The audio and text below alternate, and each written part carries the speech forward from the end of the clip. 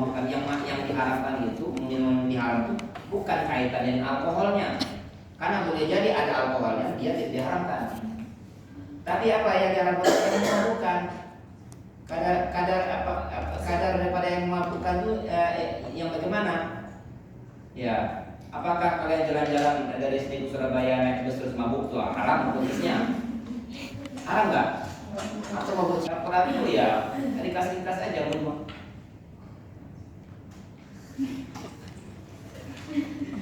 Barang. Ya, walaupun antara satu dengan yang lain nanti saling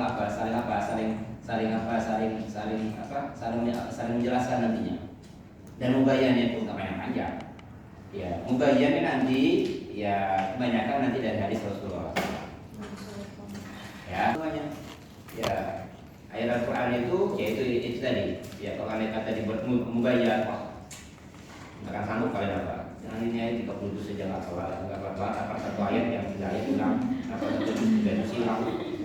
Amal akan kelar apa kalian apa kuliah sini.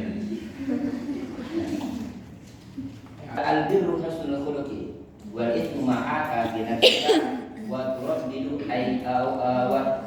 taqra wa turaddidu ayat tali 'ala nas, dan kamu berbolak-balik. Kalau saya berbuat ini orang lain mungkin akan lihat saya di mana nih Kak, itu kok usah. Kira-kira ya istafti kolbak aja.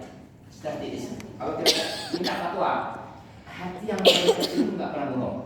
Yakin lah pasti ada ketika kalian mau berbuat seperti mana ya? Nah, tinggalin aja itu. Maka istafti kolbak. Cari fatwa dari hatimu terdalam, hati yang paling kecil itu enggak pernah bohong. Yakin lah itu. Ya. Kalian suatu apa? Kalau di dalam kitab Taisir usul, ayat tafsir usul, fil usul, mujmal, ya. Al-mujizu minal kalam, kalimat ringkas, simple, ya, simple, umum. Walafdzul ladzi khufiya al-murad minhu khafa'an la yudriku illa bi bayanin minal mujmali. Lafaz yang maksudnya tersembunyi. Perhatikan, ya, sampai salah nanti. Ya, perhatikan. Yang maksudnya tersembunyi. Ya, khafa'an la yudraku illa bi bayanin mujmali, dan dia tidak akan diketahui keterangannya kecuali dengan, dan dia tidak akan dipahami kecuali dengan keterangan, ada keterangan lain. Mesti ada keterangan lain. Ya. Wal ijmalu asbabun adidatun. Ya, yang namanya mujmal itu ada beberapa sebab. Perhatikan ke depan. Ya, ada beberapa sebab. Karena pertama ishtiraku duna qarinatin murajjahatin. Ada ishtirak kalimat. Kalimatnya mengandung banyak makna. Ya, makna yang bisa banyak, bisa 2, bisa 3. Contoh ayat yang terkait dengan wal mutallaqatu yatarabbasna bi anfusihinna salatata quru. Ya, orang wanita-wanita yang ditalak, ya, wanita-wanita yang ditalak iddahnya salah satu quru, 3 kali. Ya, quru. Ya, quru itu apa? Nah, ini maksud quru itu apa? Nah, ini kan apa disampaikan dengan mujmal. Nah, ulangan nanti akan membahas ataupun mencari dalil yang lain. Salah satunya dari hadis Rasulullah SAW bahwa yang dinamakan quru. Qala Abu Daud rawahu Qatadah an Urwah bin Zubair an Zainab binti Ummi Salamah anna Ummi Habibah bint Jahsh, ya, binti Jahsh ustuhibat fa amara Nabi sallallahu alaihi wasallam an tad'ala ayyam aqra'iha. Itu ketika Zainab binti Ummi Salamah menceritakan bahwa Ummu Habibah haid, kemudian dia memerintahkan kepada Ummu Salamah untuk menanyakan kepada Rasulullah SAW, ya, tentang bagaimana status daripada orang haid. Ya, Rasul mengatakan antada sholata ayyam aqra'iha, hendaklah dia meninggalkan sholat, tidak usah melakukan sholat yaum aqra'iha. Aqra itu hampir sama kata-kata yang buruk, aqra'iha. Ya. Sama dengan guru. Ya. Sama.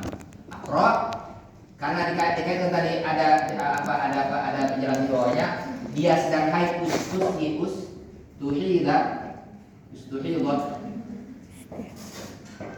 Nah, dia sedang haid. Kemudian Rasul menanyakan, anta da'a sholat yaum aqra'iyah. Berarti quru di sini artinya apa? Haid. Ya, salah satu quru berarti 3 kali haid. 3 kali haid. Ya. Nanti ulama lain menjelaskan, oh bukan, yang namanya quru itu salah satu tuhur. 3 kali suci. Berarti hari ini misalnya si A perempuannya, suaminya B, dia talak, ceraikan kamu, salah satu. Ya, kapan dalam jangka waktu dia iddahnya, ya dia nggak boleh nikah pada dengan laki lain. Tunggu 3 quru. Ya, 3 quru. Kalau dia dibangsakan pada haid berarti hari ini dia suci, tunggu haid duluan. Haid 1, kemudian dia suci, haid lagi, suci, haid lagi. Haid yang ketiga dia baru boleh menerima pinangan orang lain. Di masa 3 kali quru ini si B itu masih boleh rujuk ke sini. Masih boleh. Kalau bilang nggak boleh, kita sudah cerai. Kalau bilang itulah saatnya penentuan apa? Makanya disuruh untuk menunggu. Tujuan buat apa? Tujuan yang pertama buat menjaga kesucian daripada rahimnya. Yang kedua memberikan kesempatan bagi suaminya kalau dia nyasar balik lagi. Pak, tapi tetap seru Pak. Apa sesuai kok. Makanya kalau sudah ini kadang orang nggak ngerti apa. Artis itu resepsinya doang yang gede tapi bodoh semuanya.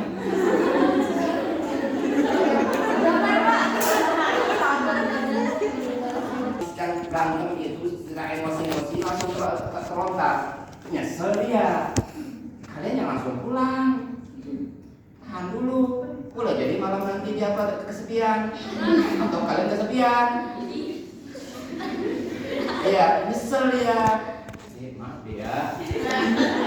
Itulah saat kalian jual mahal sana.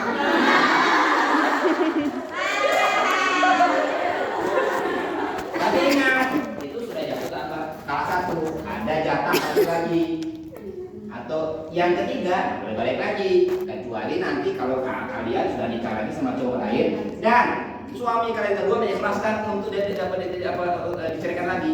Kalau saya selesai baca suami pertama, wassalam, dadah. Ya, boleh, seru banget. Saya tidak nggak boleh. Ini masanya untuk menunggu, masanya untuk balik lagi. Masa untuk balik lagi itu boleh, tapi nggak boleh. Kan sudah cerai, kan kita tahu ini, itulah. Kadang-kadang bodohnya orang bilang. Ya, yang banyak tolaknya tak talak apa itu? Kecuali kalau talaknya talabain. Talak yang 3, itu memang boleh lagi. Itu haram hukumnya, zina hukumnya itu. Tapi kalau sama masih 1 dan 2, ada kesempatan itu. Itulah tujuan daripada furu tadi itu, iddah tadi itu. Tujuan daripada iddah itu kan itu. Pertama, menunjukkan kalau pas dia ditalak oleh suaminya, sehari sebelumnya dia campur dengan suaminya. Ada benih di dalam situ. Kalau andai kata dia dibolehkan nikah lagi akan tercampur. Makanya salah satu tujuan daripada syariat Islam itu kan hifdzun nasl itu kan, untuk menjaga yang namanya keturunan itu. Dia nggak tercampur. Ini anak siapa ini? Anak si A, anak si B. Ya, anak si A. Dan implikasi coba nggak loh? Kalau nggak jelas apa status anaknya, dia nanti binnya kemana? Kemana-mana bro itu. Binnya kemana itu? Bin bapaknya atau bin selingkuhannya satunya? Yang kedua terkait dengan apa? Harta warisan. Kalau dia perempuan, siapa yang berhak nanti akan mengawini dia? Mana-mana loh pergi itu. Jadi sembarangan. Ya, ada seorang perempuan yang dia nggak tahan dengan suaminya, selingkuh dia. Ya bercampur dari situ semuanya. Ya kan, nggak jelas pas nikah, pas lahir ini anak-anaknya siapa ini? Anaknya dia atau anak ini? Kasihan anaknya. Siapa bapaknya? Saya tahu apa yang menjual anak saya. Karena itu air. Nah, makanya dijelaskan dengan huruf di sana itu. Ya, dijelaskan dengan huruf. Nanti ulama lah nanti atau Rasul nanti akan menjelaskan tentang apa itu huruf itu nanti. Dijelaskan Al-Quran cukup aja, cukup ringkas saja. Salah kata huruf. Nah, itu ya yang dinamakan yang istirakul kalimat tadi. Mana maknanya bisa banyak ya. Kemudian ya itu salah satu huruf pertama. Kemudian ya terkait dengan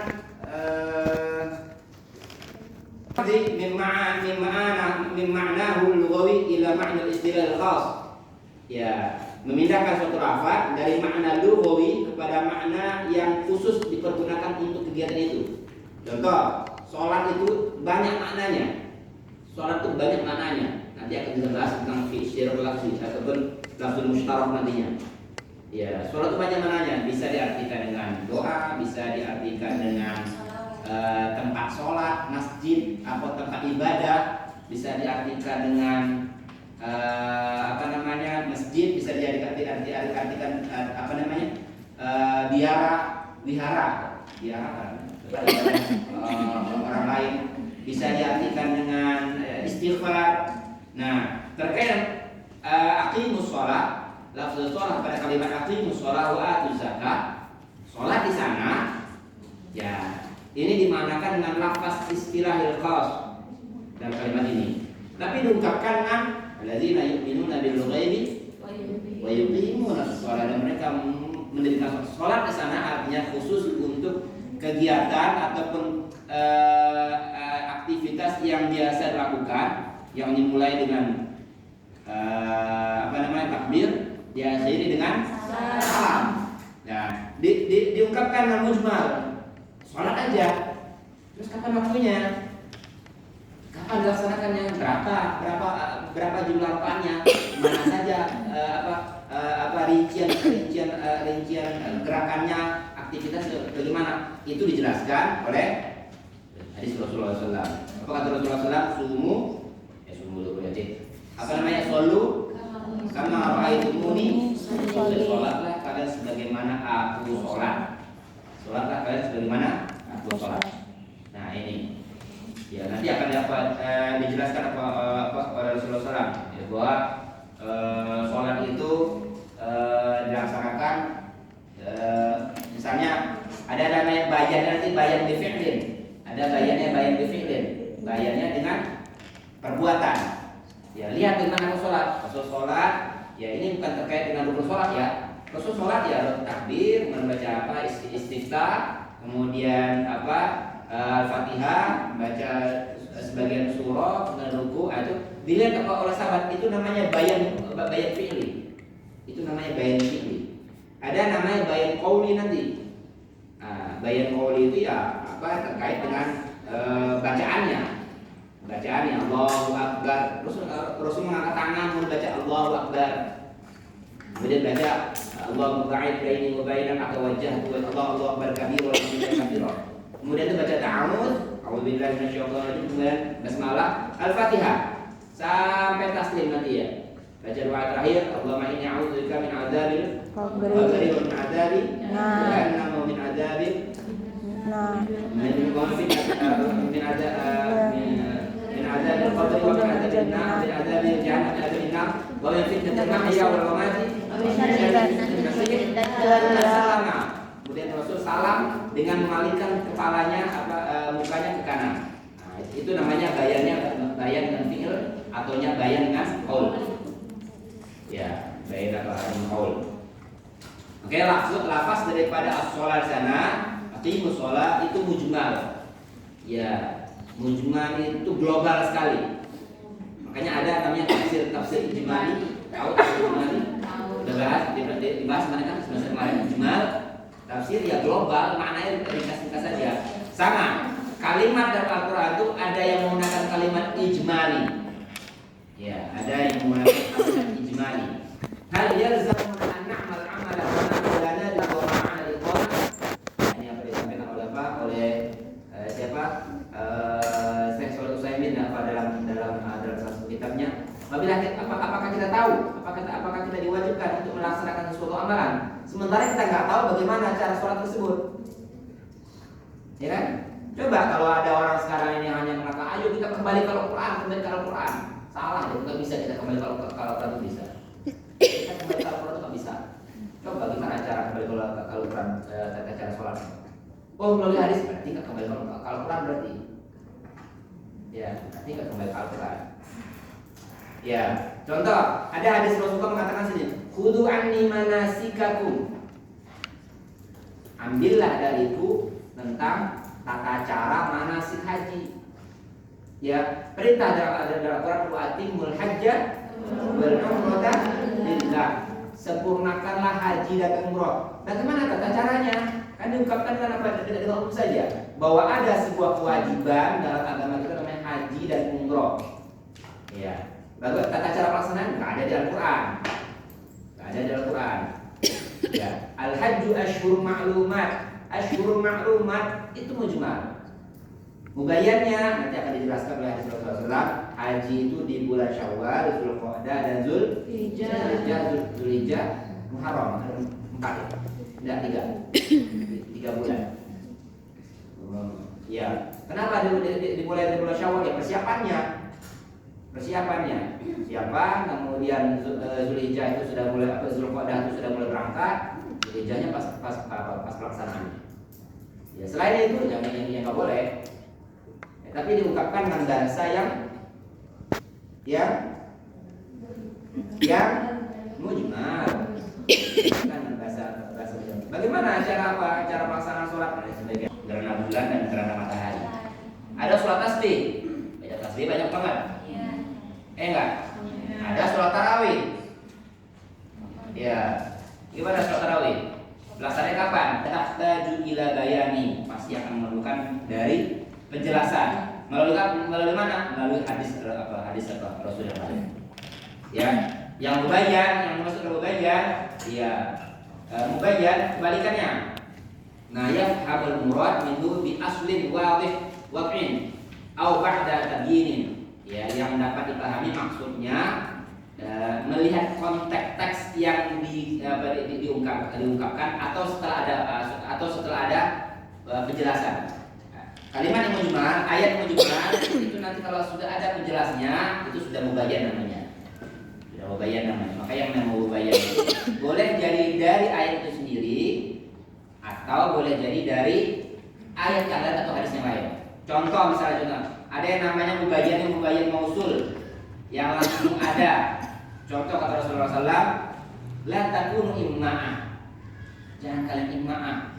Itu kan umum kan? Apaan itu imma'ah? Langsung dijelaskan oleh Rasulullah SAW. Taqulu in ahsanan nas ahsanna wa in zalamu zalamna.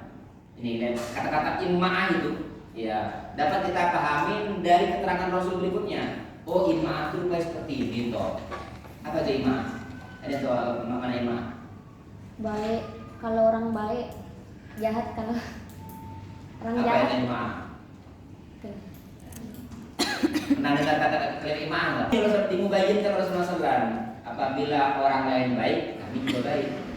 Apabila orang lain jahat, kami ikutan jahat. Itu iman namanya, ikut-ikutan. Iman gimana kan? Kalau lagi tren orang putih gede semuanya. Trennya anfusakum. Apa ya? Kokohkan diri kalian. Jadilah diri sendiri. Nah itu.